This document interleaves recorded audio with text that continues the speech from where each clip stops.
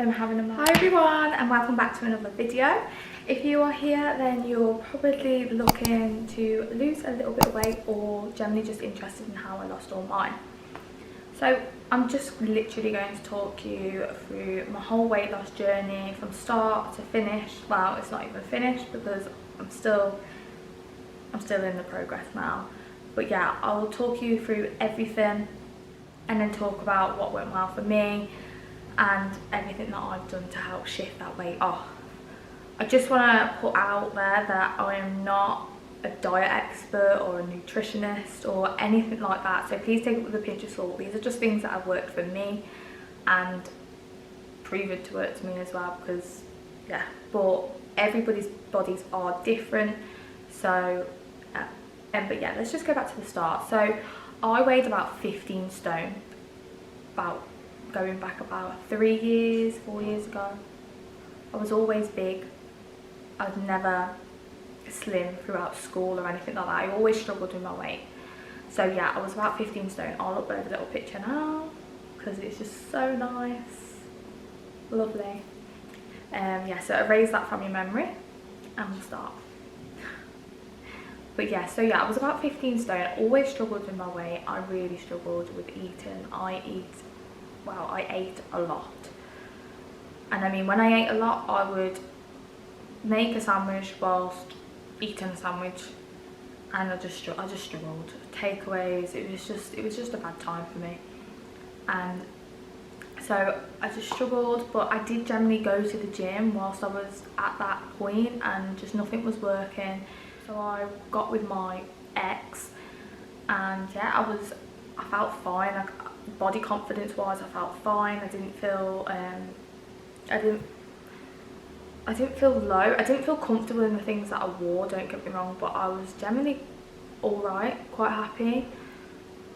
And then we obviously broke up after multiple things had happened, so we decided to call it a day, and yeah, that's when my confidence just hit rock bottom, to be fair. I don't even know if to talk about this, but let's just go for it. So yeah, confidence hit rock bottom. Of course it does, because when you get cheated on, you just start to doubt yourself. Every little thing you doubt yourself on. You just, am I not good enough? It's all them questions that just could repeatedly go through your head. And it had a massive impact on my image. And I know for a fact that I was big and people didn't fancy me and stuff like that. It just really got to me. And I was probably like the ugliest one out of all my friendship groups. So it just hit hard. I was at university at the time when we broke up, and it just sent me into a hole of depression, honestly. I didn't want to eat. It was just awful. I was obsessed with exercising. Obsessed. I was going to work, walking 5 miles, walking back, and I would not get the bus or get the tram. I would make sure I walked back, and it was just draining, to be honest. But then I started cutting out meals because I wanted to lose weight. I wanted to be that slim. I just wanted the glow up, to be honest, but I did it in the wrong way. So I cut out meals. 1 meal turned into 2 meals, and then it was going to not eating at all, and it just got very dark, to be honest. I wasn't eating, but at the same time, every time I stepped on the scales and seen that the number went lower, I felt control. I had no control of my emotions. I felt like I had no control of what went on in my life, but controlling what I ate was what I had control of. So it was kind of like a mental thing as well. That might sound really stupid, but that's the only way I can put this across. It was kind of like the only control I had in my life, so I stopped eating. And I stopped eating for about 4 weeks, and I just want to put that out there. I know that's not a lot and it's nothing compared to what other people have gone through, but I generally thought if I carried on the way I was going, then it would have just got worse. Luckily my family noticed what was happening and managed to talk some real sense into me, and then I got onto dieting properly. It's just really not worth it. Really not worth it. I mean, I've got a million stomach problems now. I'm being tested for this, that and whatever, and I generally do think it's because I did that to my body. It's not safe, it's just not right, it's not the right thing to do. And I feel so sorry for like the girl who I was doing that to myself. It was just not right. So I just thought I'd make people aware. I'm not going to come on here and say I did this, you know, this is what happened. I'm going to tell you the truth, and that's generally something that I did do, and it was only like for a short period of time, but I can understand why people go into the things they do with eating disorders and stuff. I completely understand it. So luckily I got myself out of it before it got worse, and I got onto a good diet, healthy diet, and started exercising properly. Consistently. And if that is something I want to say to people, is you've got to trust the process. You're not going to see results in a night or in a week unless you do stupid diets, and that's another thing I want to point out as well.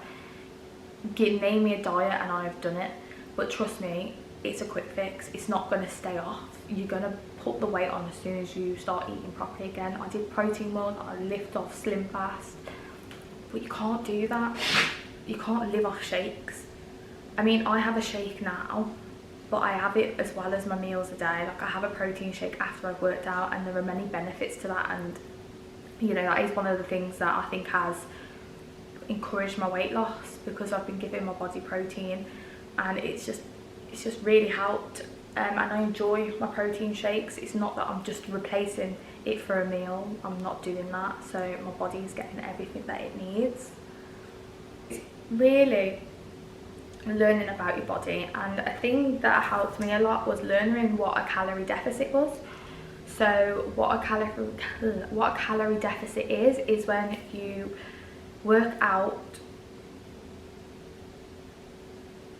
Sorry, I get so bad at that. So yeah, what I'll do is, so it's when you work out what you eat in a week, not in a week. What you work out, great.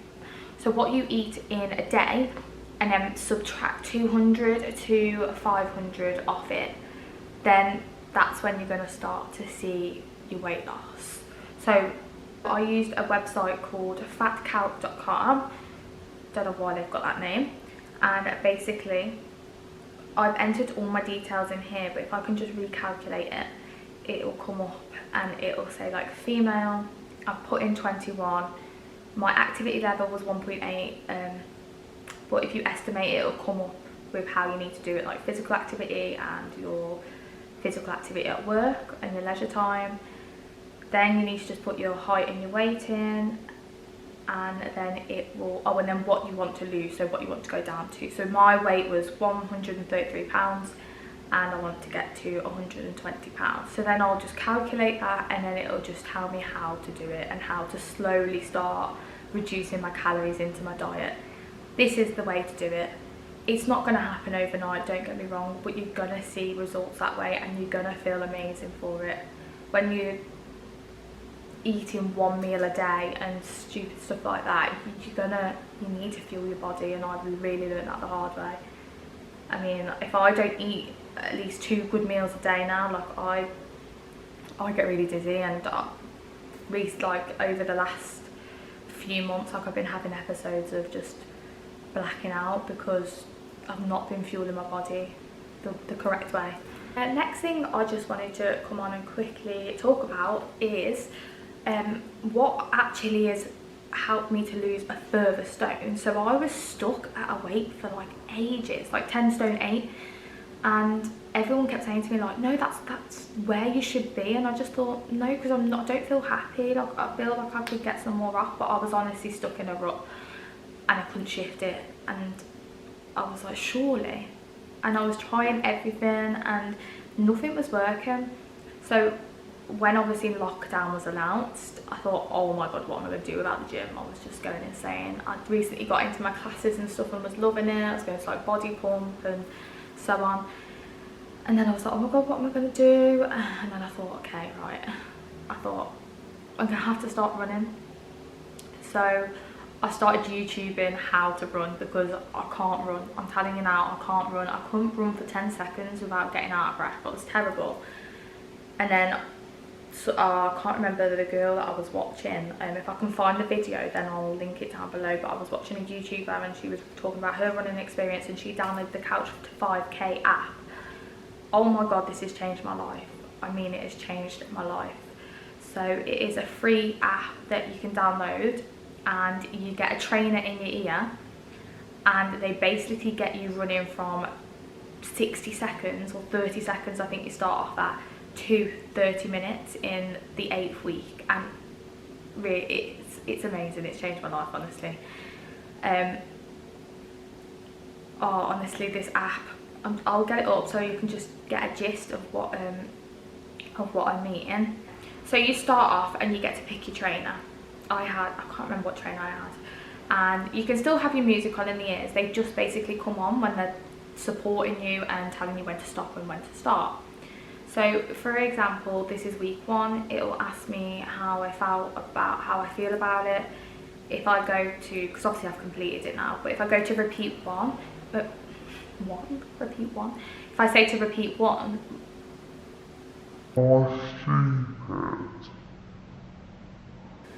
so right, if I say repeat the run, God.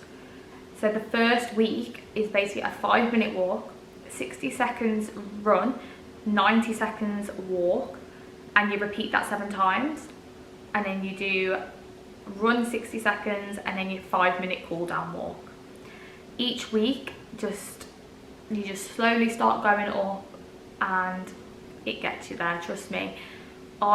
So the start of lockdown, I started running in March. We're now in August, so it just shows that, you know, you have to give it time.